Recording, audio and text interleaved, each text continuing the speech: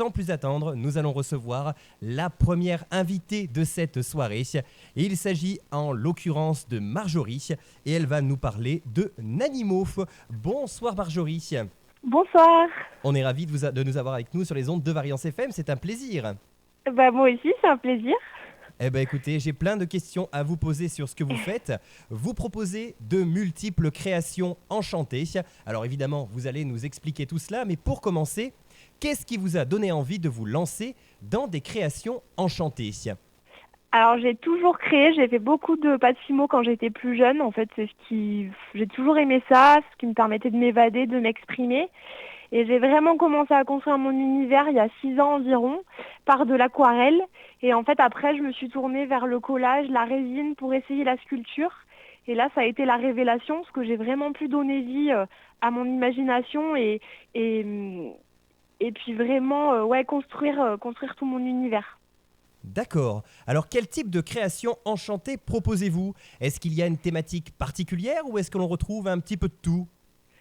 Alors, c'est des personnages, des animaux, des êtres vivants, mais qui sont complètement imaginaires. Donc, en fait, ils ont des couleurs loufoques, des apprêts, des petits trucs en plus qu'on peut pas retrouver, qu'on peut pas voir dans la nature, et qui font que, je pense qu'aujourd'hui, il y a un univers qui m'est propre. Et ça c'est chouette parce que justement, il n'y a pas deux personnes comme vous. Merci. Et alors, quelles sont les matières que vous utilisez pour donner vie à vos créations ? Alors, j'utilise principalement de la pâte, de l'argile autodurcissante. Je travaille aussi le papier mâché, et là, je vais bientôt recommencer à travailler la pâte Fimo. Et après, chaque création, elles sont toutes peintes à la main avec de l'acrylique et ensuite je les vernis. Et pour les finitions, j'utilise des collages, de la résine, de la cire, en fonction des envies du moment. D'accord. Alors, comment vos créations enchantées sont-elles élaborées ? Par quelles étapes devez-vous passer et surtout, quelles techniques devez-vous employer ? Alors, en tout premier, il y a une petite réflexion quand même sur ce que j'ai envie de créer. Donc, j'ai un petit carnet avec des croquis, avec des idées qui sont un peu mises par-ci, par-là. Et après, je confectionne mes moules si j'en ai pas, mes armatures, et je sculpte. Après, il y a un temps de séchage, je peins, donc il y a souvent plusieurs couches de peinture. Et après, si nécessaire, je vernis, je termine avec les finitions. D'accord, Donc ah oui, ça donc demande quand même, ça demande un certain temps de travail. oui, effectivement, c'est toute une Ouais, succession d'étapes en fait, hein. c'est ça, c'est ça. Et des fois, il y a plusieurs semaines de travail sur une pièce. Ah oui, quand même. Tant que ça se mette en place, que les idées arrivent, que des fois je rechange, voilà, je modifie des choses, ça, c'est pour ça. Et oui, forcément, on comprend totalement. Et alors, vos créations ont-elles un aspect uniquement décoratif ou est-ce que vous leur donnez parfois d'autres usages ? Non, pour le moment, c'est uniquement de la décoration intérieure, parce que c'est vraiment très fragile. Et voilà, pour le moment, j'ai pas réfléchi à d'autres projets artistiques qui pourraient m'emmener à ce qu'elles aient un autre usage. D'accord. Et alors, lorsque vous élaborez une créature, est-ce qu'il vous arrive de lui donner un nom ou une histoire pour la rendre plus vivante aux yeux de tous ? Oui, alors toutes mes premières créatures ont eu des noms et des histoires que j'ai complètement créées en fait au moment de la création, de la sculpture de la créature. Après là, j'avoue quand même que pour demain, j'ai moins eu le temps de me pencher sur les histoires, mais j'aime bien quand même associer un récit, un nom à chaque animal en fait pour essayer pareil de construire l'univers et, et voilà. D'accord. Et est-ce que vous pouvez peut-être nous donner un exemple de personnage avec son histoire ? Un personnage que vous avez en tête peut-être ? Oui, alors je me rappelle pas toutes les histoires, mais il y a notamment les 2 premières baleines et le lièvre avec les étoiles que j'aurai demain à la fête des sorcières. La baleine qui avait les étoiles était partie dans les étoiles pour les cueillir, tout ça. Enfin voilà, elle racontait une histoire à des enfants par rapport aux rêves, à l'imaginaire, tout ça. Enfin voilà, c'est tout construit autour de ça. D'accord. Et est-ce qu'il y a également des histoires qui sont plus destinées peut-être aux adultes ? Alors pour le coup, pour moi, je pense que même quand on est adulte, on peut continuer à rêver. Donc en fait, soit pour les enfants ou les adultes, je crée. Et puis si la personne, ça résonne pour elle, et ben en fait, qu'elle ait 4 ans ou qu'elle en ait 20, 30 ou 80, bah c'est chouette. Et voilà. Et oui, vous avez totalement raison. Et alors, quelles sont vos sources d'inspiration ? Comment vos idées vous viennent-elles finalement ? Alors déjà la nature, parce que je passe beaucoup de temps dans la nature. Après, j'aime beaucoup tout l'univers féerique, onirique, ésotérique. Après, j'aime énormément tout ce qui est cabinet de curiosité, l'univers Tim Burton, les studios Ghibli, j'adore.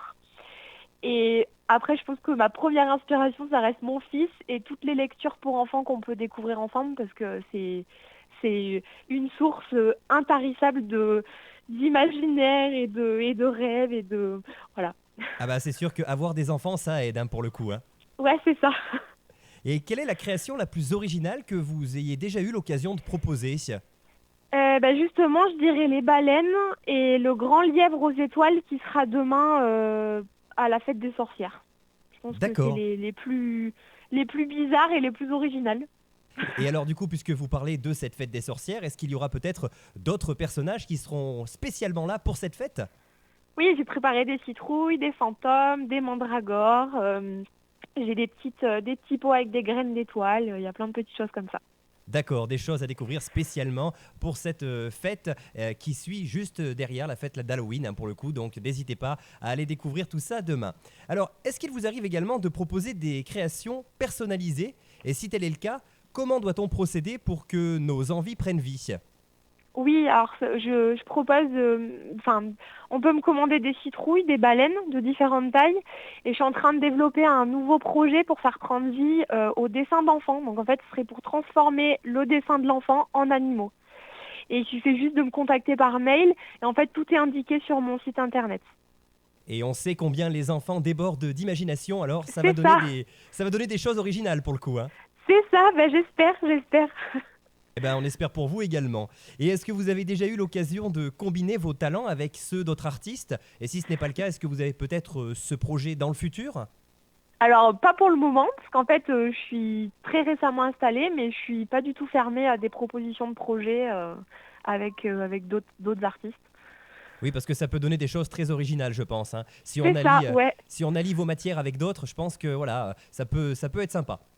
c'est ça. D'accord, bon bah écoutez, en tout cas, nous, Marjorie, on était ravis de vous accueillir sur cette antenne. On a voyagé dans un monde un petit peu fantastique grâce à vous.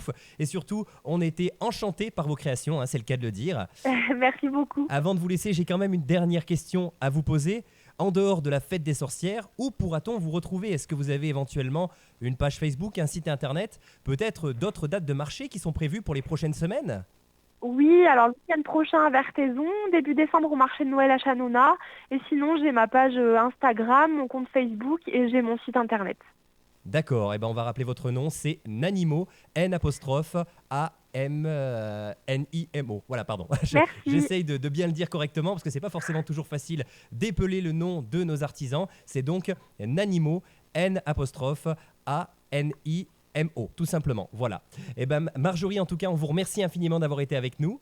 Merci à vous. Passez une très agréable soirée, puis on vous retrouve bien sûr demain au sein de la ville de Châteldon dans cette fameuse fête des sorcières. Merci beaucoup, bonne soirée à vous et à demain. À demain avec grand plaisir. Je serai également présent bien sûr parce que la fête des sorcières me tient à cœur et c'est également pour cela que je propose une émission ce soir sur l'antenne. Allez, bah écoutez, on va rester dans la thématique, chers amis auditeurs. On va écouter tout de suite sur l'antenne un morceau de variété française de Herbert Léonard. Il s'agit de Laissez-nous rêver et on se retrouve dans quelques instants avec évidemment la prochaine invitée de cette soirée.